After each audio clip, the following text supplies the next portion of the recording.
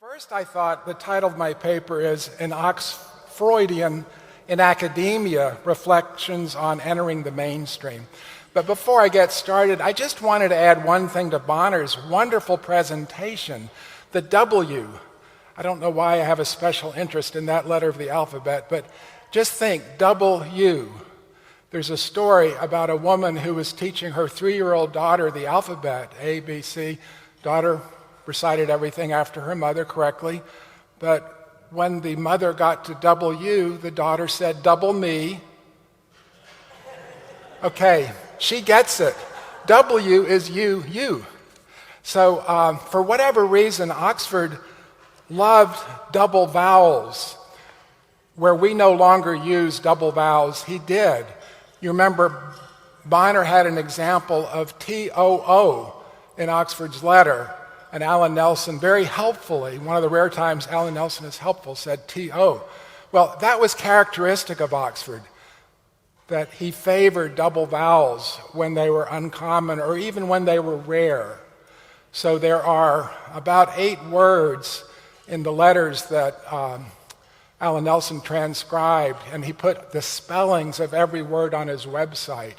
So you can see words that were spelled with a double A, like called, C-A-A-L-E-D, instead of C-L-L-E-D.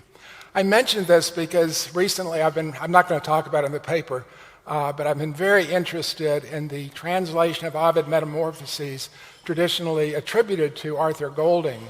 There are 6 or 8 words in there that also use double A's. And if you look in early English books online that Bonner talked about, they're not used by anyone else. So that translation of Ovid and Oxford's letters show a propensity towards extremely rare double A spellings. And I think it may be one more reason that, as we heard, Oxford was referred to as our English Ovid. Not only the influence of Ovid that's apparent in his works, but the word English was also a verb back in the Elizabethan era. So I think there was a pun there, our English Ovid, Englished Ovid. As you may know, that's the word they used for to translate into English, was to English. So just wanted to throw that in. As you know, Tom Renier, I think wisely suggested for our conference the topic of entering the mainstream.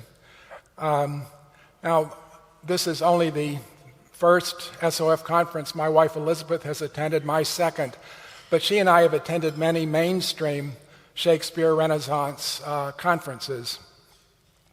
And since those experiences are relevant to our topic, I thought I would start with some anecdotes about my relationships with mainstream Shakespeare scholars. At my first Shakespeare Association of America annual meeting, I made a comment at one of the plenary panels during the discussion. Afterwards, a gentleman sitting next to me asked me to elaborate on what I had said. With a glance at his name tag, I discovered I was speaking with Stephen Booth. As I told him, he is one of my heroes in Shakespeare scholarship. I hope you all know his amazing book on Shakespeare's sonnets. Still extremely valuable, published when he was in his mid-30s, I think. That chance meeting began a small correspondence with him since then. I was especially pleased when he wrote to me later that I had helped support his reading of the word store, S-T-O-R-E, in Sonnet 11. I wrote to him a few years ago, quote, "Thank you for your 1977 gloss on store as stud, S-T-U-D, or livestock for breeding. It just helped me decipher the final lines of John Harrington's bawdy epigram of chaos increase in his absence," which is one of Harrington's epigrams on Oxford. Quote, "What is the cause that brings his land sterility and his wife's fruitfulness and great fertility? His lands want occupiers to manure them, to fertilize them, but she has store and knows how to procure them." So this was part of the slander that Oxford's wife was pregnant by another man. And one of his epigrams is titled Of Wittels. Wittel is a contented cuckold at the time. So as I told Booth, I found the Oxford English Dictionary of no help with this meaning of the word store, but his gloss in his book on the sonnets did provide that meaning. Booth replied, "Thank you. The Harrington epigram immensely strengthens my case for store in the sonnets." I know I'm getting a bit ahead of myself here, plunging right into that example of my correspondence with Stephen Booth. I think the point I'm making is I have tried to find my own way of building relationships with Shakespeare scholars, sometimes successfully, not always. I also correspond with Helen Wendler, who wrote a wonderful book also on Shakespeare's sonnets. In 2008, Elizabeth and I were sitting in the front row at the auditorium of the National Gallery in Washington, 15 minutes before Helen Wendler was due to lecture.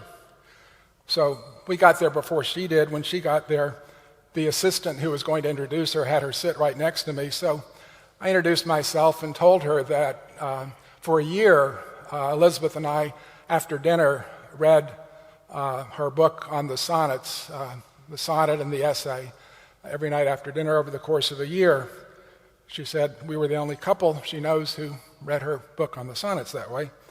And I told her about our Shakespeare group at the Cosmos Club and invited her to speak, and she accepted with the proviso that she was now working on her book on Yeats and would speak on Yeats. And I couldn't help out with that because I wasn't involved in that kind of activity at the Cosmos Club.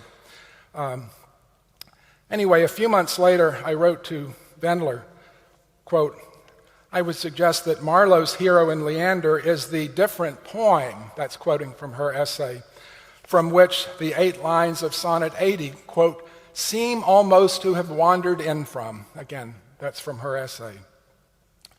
I explained, "I believe Shakespeare's deliberate allusions to Marlowe's poem are the motive for the borrowed ocean metaphor, which she had talked about." She replied, quote, "You may well be right in your conjecture about Marlowe."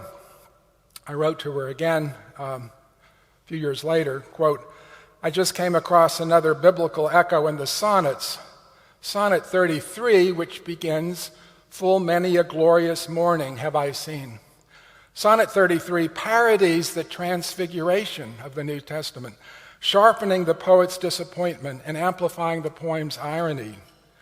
I went on, the phrase 'did shine' of line 9 occurs only twice in the Geneva Bible, in the 2 accounts of the Transfiguration.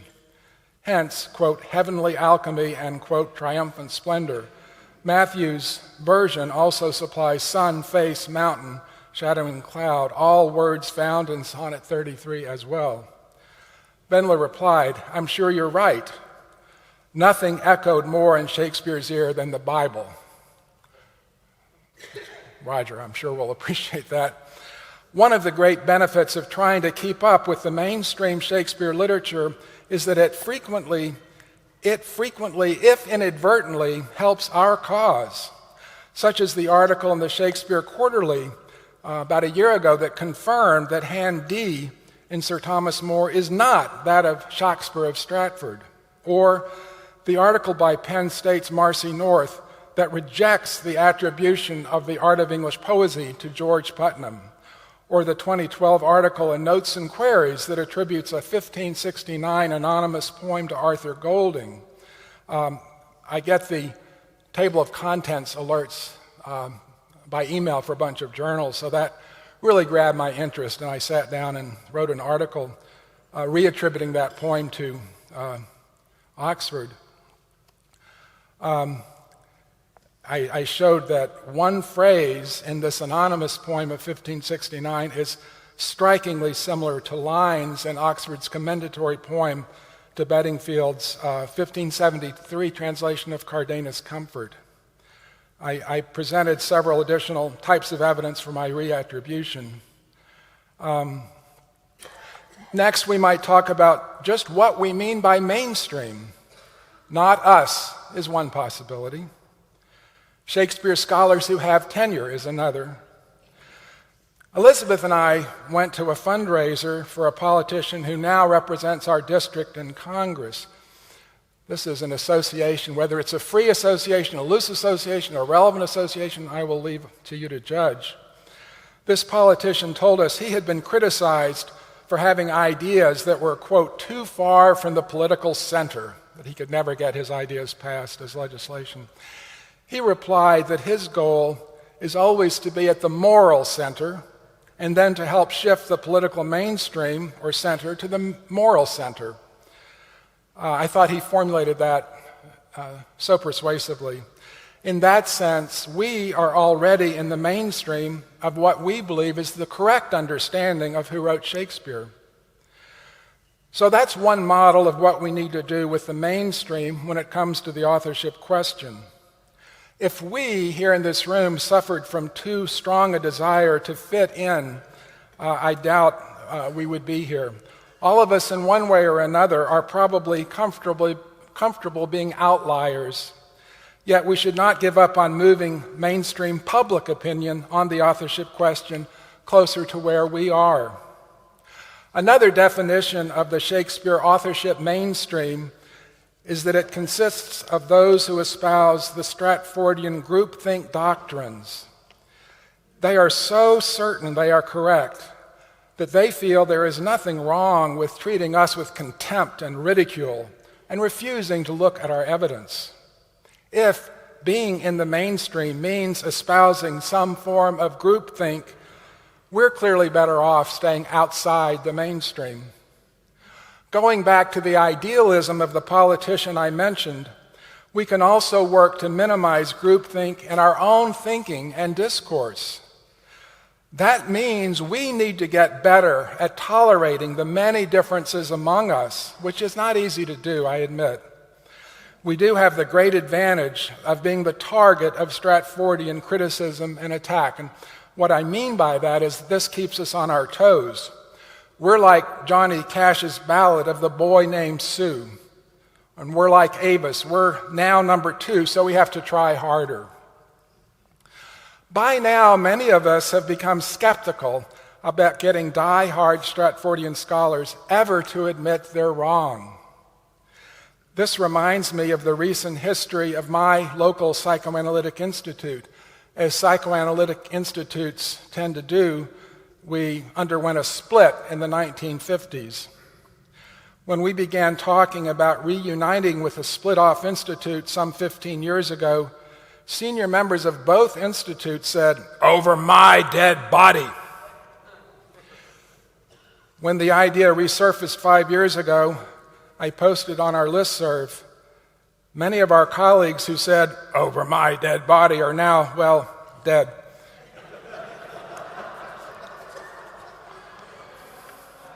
Yeah, I'm a little embarrassed saying that, but I thought injecting some humor might help. And we have reunited. I don't think it was because of my crass comment, but just a few months ago, we formally reunited. But we don't just have to wait for all the Stratfordian scholars to die. Instead, we often bypass them and speak to the far larger group of people outside English departments who love the works of Shakespeare. And I really should have said the group of people outside tenured English professors who specialize in Shakespeare, because there are loads of students in Shakespeare in English departments who are very interested in what we have to say. I believe we're succeeding in that effort. That's a major, more and more I hear people say, "I know there's debate about who wrote Shakespeare." That's a major victory for us. When people admit it's reasonable to debate that question based on evidence rather than appealing to tradition and authority, we've won. I'll give a recent example that I find especially encouraging. There is a distinguished psychoanalyst who belongs to the Cosmos Club in Washington, D.C. In addition to the many professional books she has published, she founded a theater group at our club to stage plays by club members. During the past 15 years, the few times I have tried to talk with her about the authorship question, she has responded with disdain or a smirk or ridicule. You know the sort of reaction. Until 3 weeks ago, this is just 3 weeks ago, I had suggested to a lot of my friends at the club who'd never been to the events that Bob Myers organizes, the Shakespeare Authorship Inquiries group, that they might come. And to my surprise, she was there. Cheryl Egan came down from Boston to show her film, Nothing is Truer Than Truth. This colleague emailed me the next day about 6 lines of evidence in the film she found convincing.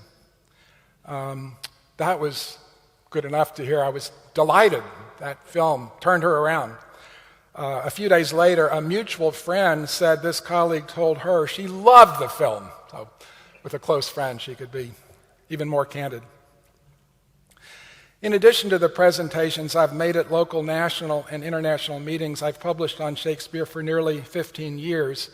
33 of my 75 publications are in mainstream Renaissance English literature and psychoanalytic journals. Writing for mainstream journals usually means some degree of self-censorship of one's Oxfordian views. And as distasteful as this is, it does offer us the sort of experience that Elizabethan playwrights had, giving the risks of offending state power in their days. One learns to write between the lines. I've been privileged to venture a bit into the mainstream as a regular reviewer of books on Shakespeare for the Renaissance Quarterly. Its co-editor approached me 5 years ago asking me to review books. When I asked how she'd heard of me, she said she had read my work on the influence of the whole book of Psalms on Shakespeare. She has been kind enough to say she considers me the journal's top reviewer of books on Shakespeare. I admit I only hint at my Oxfordian opinion in those reviews so as not to jeopardize her position at the journal. I reviewed a book on Shakespeare by 2 psychoanalysts for the Renaissance Quarterly. My only between-the-lines allusion to the authorship question, and we're given only 700 words. And I know one of the reasons she tells me I'm one of her favorite book reviewers is I stick to those 700 words. She said there are some very eminent scholars who really need 3,000 words and refuse to cut their reviews. Anyway, I said in my review that the 2 psychoanalysts who wrote this book on psychoanalytic understanding of Shakespeare, quote, were silent on Freud's most controversial theory about Shakespeare. I think you'll know which theory that was. In my forthcoming review of Steve Sommers' new book, Reading Shakespeare's Mind, for the same journal, I wrote, quote, Sommer acknowledges that some Shakespeareans regard the sonnets as purely a work of the imagination, not autobiography. Sommer plausibly disagrees, calling it, quote, extraordinary that anyone would try to separate the author from the literary text. So Steve Sommer is pushing back against some pretty entrenched literary theories in English departments. And reviewing Paul Menzer's 2015 book titled Anecdotal Shakespeare, I wrote, quote, Menzer observes that, quote, efforts to leave the stage always leave themselves open to anecdotes. I went on. Samuel Schonbaum recounts such a story. I hope you know this story. It's a wonderful one. Queen Elizabeth, determined to get Shakespeare's attention when he was on stage, finally blocked his exit and dropped her glove. Shakespeare returned the glove to her, improvising the lines. And listen, if you haven't heard these words before, these are improvised, I think by the author of Shakespeare, Oxford himself. And though now bent on this high embassy, yet stoop we to take up our cousin's glove. Perfect iambic pentameter, improvised on the spot. I went on to say in my review, this contrasts sharply with actors who forgot their lines when performing before the Queen. In the book, Paul Menzer had said, your average actor gets nervous when the Queen is watching and forgets their lines, not Oxford. Elizabeth and I often attend the Laters Renaissance weekends. These have been called the granddaddy of ideas festivals, aiming, quote, to build bridges among innovative leaders from diverse fields, including academics, government, and business. Most participants are given just a couple of minutes to present on various panels. So I felt privileged that the Laters have given me 45 minutes to talk on Shakespeare nearly every year we've attended. Once I was on a panel with the head of the English department of a middle school. She asked me what difference it makes who wrote Shakespeare. I later wrote a piece where I said, when people ask me that rhetorical question, I want to tell them, look, if it makes no difference to you, it does make a difference to me. Let's agree it was Oxford. But I suspect people aren't being truthful when they say, what difference does it make? That's an example of empty rhetoric. Isn't it sad that, I was saying to Elizabeth earlier, that for all the interest that the Elizabethan writers had in rhetoric, what are the two main ways we use rhetoric now? Empty rhetoric, rhetorical question. They had a lot of other ideas about rhetoric back then. A couple of years later, she was at our house and I said something about people who say that, and it really does make a big difference. And she then volunteered that she used to say, what difference does it make? She's changed her mind. She now thinks it's an open question, and probably Oxford wrote Shakespeare. So I like to give examples like this where we don't feel as totally frustrated as we often do. I'll now take a look at various currents within the broader mainstream where I have attempted to shine my candle, I think is the phrase that Tom Renier asks us to do. I wear this button, by the way, I should explain. Can everybody read the button? I'm not surprised. This was given to me by a friend whose father was a close friend of Charlton Ogburn. So my friend, who's in his 90s, grew up learning about Oxford. And maybe the reason he gave me the button was he couldn't wear it in front of his wife because she was the president of the Shakespeare Association of America. True story. They had 45 years of happy marriage, and their marriage was happy because they agreed never to talk about who wrote Shakespeare. But getting back to the button, it says, Shakespeare is an Avon product. Alexander, do you have Avon products in Britain? Should I explain? Here in the U.S., Avon products are cosmetics for women sold door to door, Avon calling. Oh, you know it. Okay, that was wasted, but I didn't want anybody to miss out on that. Couldn't we manufacture these and give them away? Yeah.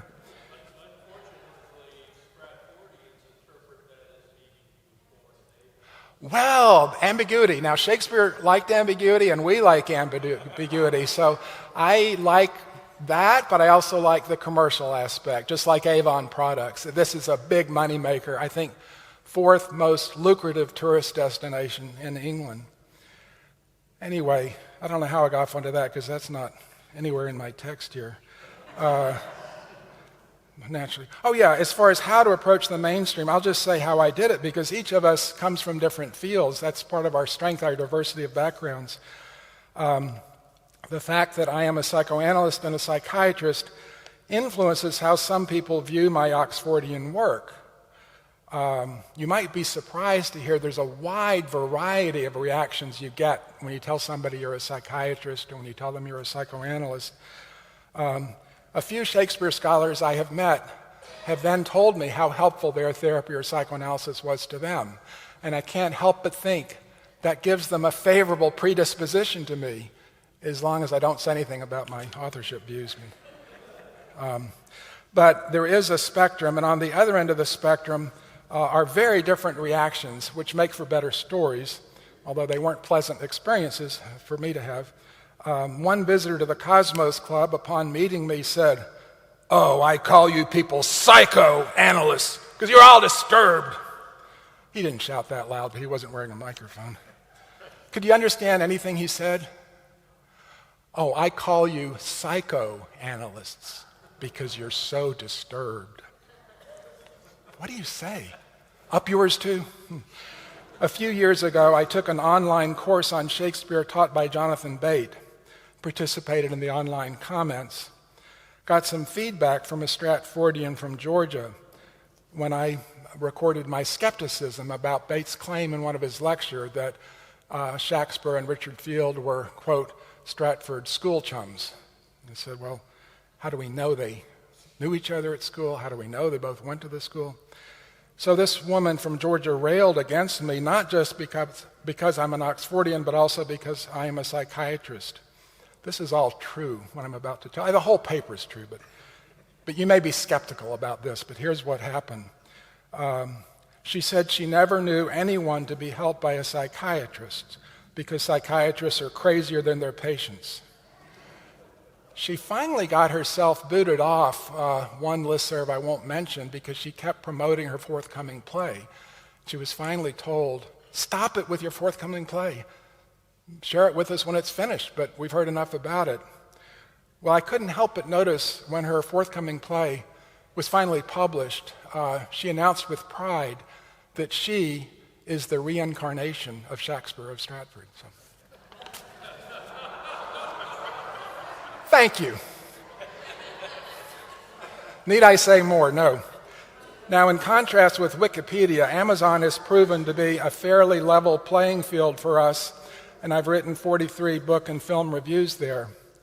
When I read a book, writing at least a brief review of it helps me organize my thinking about it. There are often, pleasantly often, latent Oxfordian implications in books on Shakespeare and early modern English literature. Swarms of angry Oxfraudsters are liable to descend on every one of our Amazon reviews and comments.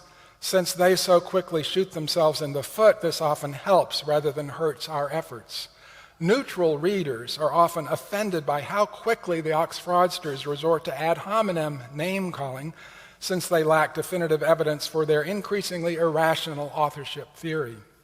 Similarly, mainstream news publications often allow online comments. Many of us subscribe to Google Alerts, so we see everything published online about Shakespeare right away. Posting comments is an excellent way to push back against misleading statements about Shakespeare. It also helps us adapt our arguments to the many specific contexts that are written about. Occasionally, I've gotten tired of saying more or less the same things as an Oxfordian, so I've written as an ersatz Stratfordian, pretending to be offended by you guys. For example, not many, nervous laughter. Let the minutes record there was nervous laughter.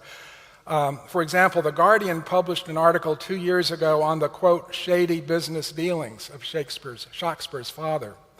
A commentator wrote, I assume this was an authorship skeptic, quote, "If I were to construct a fantasy about Shakespeare's lost years, I would send him to Italy." I replied, "Send him anywhere but to Italy, please. Unless you are a pox-ridden closet anti-Shakespearean, it's vital to the Stratford tourist industry that Shakespeare's knowledge of Italy is secondhand and riddled with errors that no one who ever visited Italy could have made. Surely you know that the Earl who must remain nameless spent a year living in Italy." Another authorship dissident brought up Dugdale's drawing of the original Stratford monument, which I hope you know, and asked rhetorically, "Who writes on a pillow?"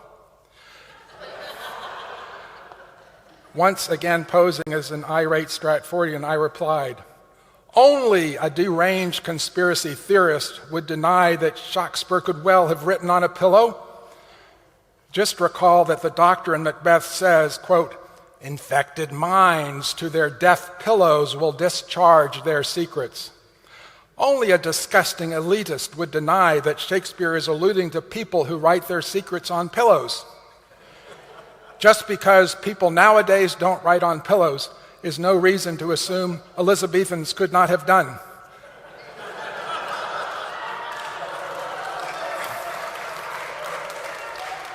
Now, Alexander and Heward, that may have sounded like normal syntax to you. I just have to point out it is not normal American syntax. We would have said could not have done so. But trying to be in the mold of an angry British Stratfordian, I had to say could not have done. So just clarify that in a little. That was a footnote. I love footnotes. Okay. A Stratfordian by the name of Clive, J.W., replied, "Okay, I have to admit that post was very clever and witty. In fact, there is no doubt that many Oxfordians are highly intelligent, erudite, and ingenious." So it worked. The Times of London covered what they called my spat with Gary Taylor 3 years ago. The story was picked up by a few other publications. What pleased me most was to be described in them as a, quote, Shakespeare scholar. As you know, this is a small victory for our side. As we think about what the mainstream is, we might also think of our own diversity and the many fields we are part of. Shakespeare has an amazing way of being connected with so many different kinds of human endeavor. So I'll share some examples of ways that I, for one, am already in various mainstreams and how I've made use of opportunities to share my enthusiasm about authorship research with several professional and non-professional groups to which I belong. I started teaching at Georgetown University in 1977. For 25 years, I've been a clinical professor of psychiatry there, meaning I volunteer my time to teach medical students and psychiatric residents. Around the time I became an Oxfordian, I discovered that my affiliation with Georgetown entitles me to a library card and access to the plethora of online resources they offer, including the full text of thousands of scholarly journals, as well as databases such as EBO. These mainstream resources have been invaluable in my research.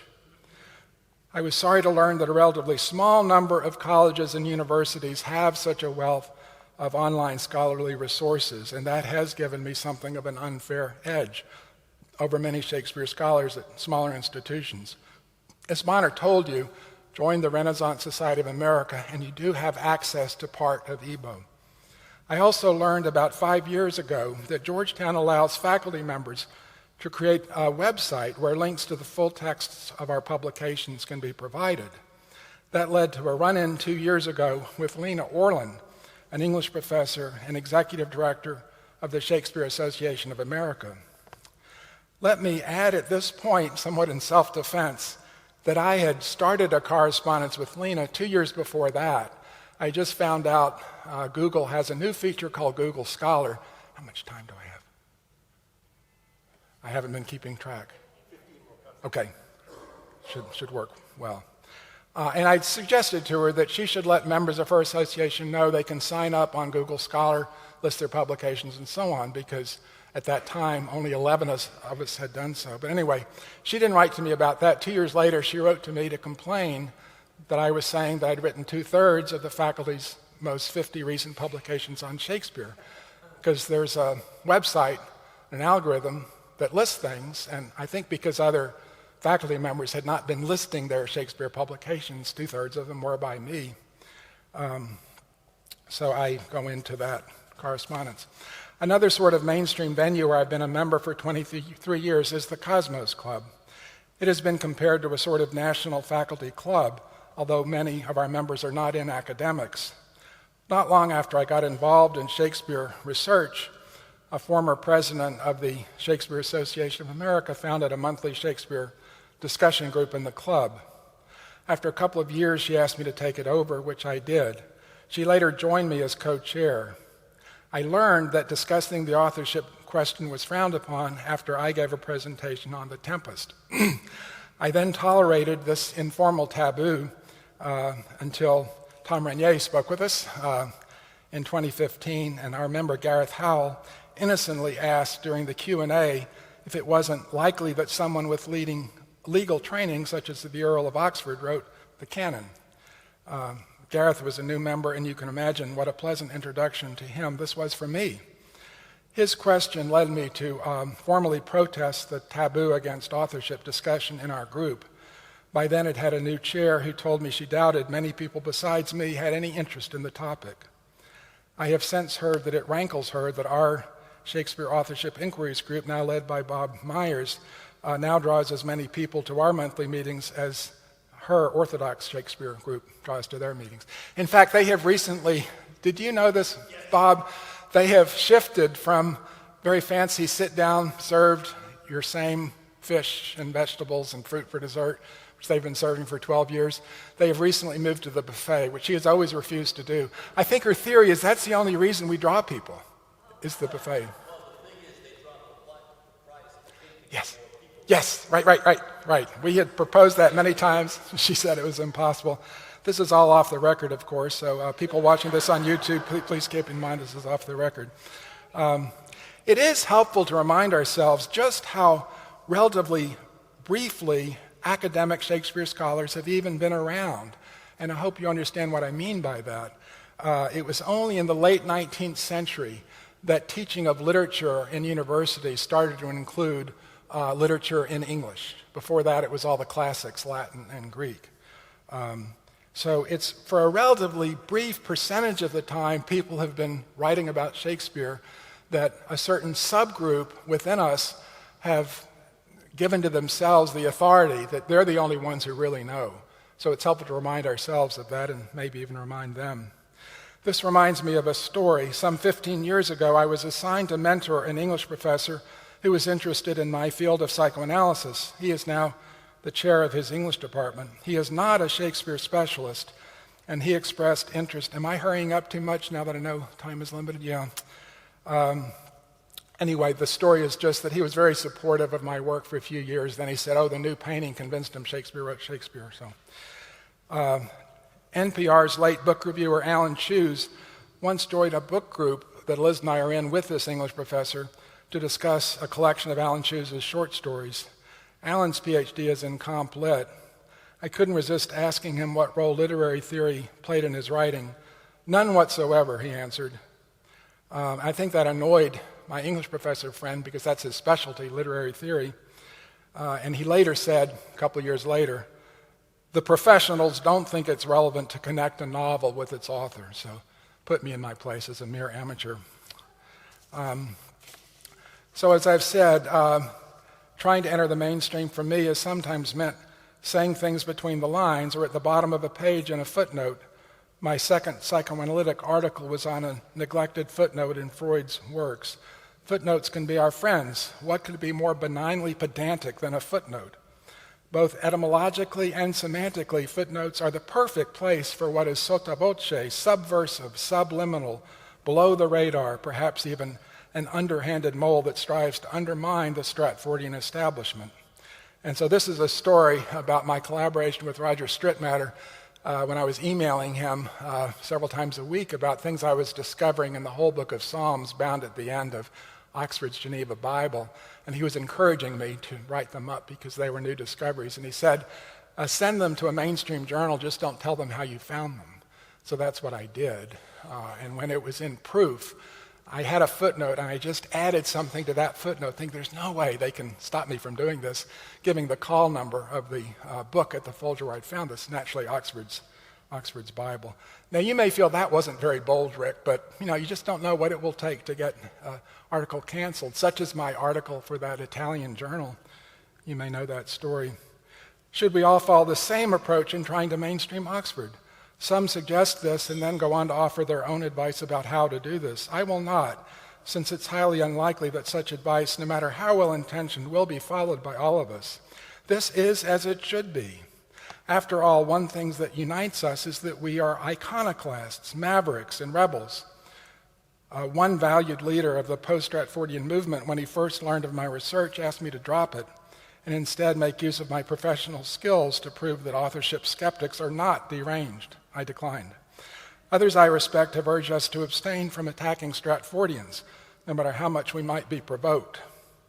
I am a pacifist by nature, but a pacifist in the mold of the elderly Quaker who found a burglar in his house in the middle of the night.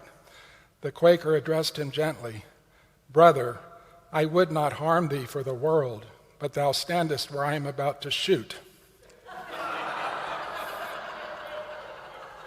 That really inspires me. Another approach that greatly appeals to me is one that appealed to Oxford, the ideal of sprezzatura that he helped promulgate through sponsoring the publication of a Latin translation of Castiglione's Book of the Courtier. Sprezzare is a verb that means to disdain in Italian, and sprezzatura has been translated as nonchalance, showing showing disdain for the person who is trying to provoke us, as Stratfordians have been known to do. When Gary Taylor, for example, explained that he had been party to the removal of the previous editors of an Italian Shakespeare journal because he objected to their inviting me to contribute an article, he told me the publication of my article would discredit the issue's other contributors. I congratulated him on his perceptiveness, admitting that my goal is, in fact, to discredit all Stratfordians when it comes to their authorship theory. Some may feel I cross the line in being too provocative at times. I've got two things to say about that. One requirement to become a psychoanalyst is to have a lengthy 4 times per week personal analysis.